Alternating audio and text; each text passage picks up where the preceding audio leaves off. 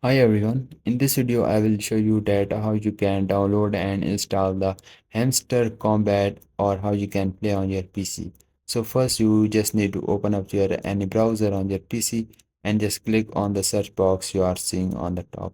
Now here you can just set for the LD player download. So once you set for that, now you have to just open up this first website, and if you don't want to use this you have to just set for the blue stacks and now open it. Now here you just need to click on the download BlueStack 5. If you have the high-end PC, you can also download the BlueStacks 10 you are seeing on the top. So once you click on that, you will go to the new page. Here you just need to click on the download BlueStacks 5. Then this will start downloading the setup into your PC. Then you have to just simply install it into your PC. Then go to the Windows search, type here the BlueStacks 5 and just open it. So guys, once you open it, click on the yes option to accept the privileges.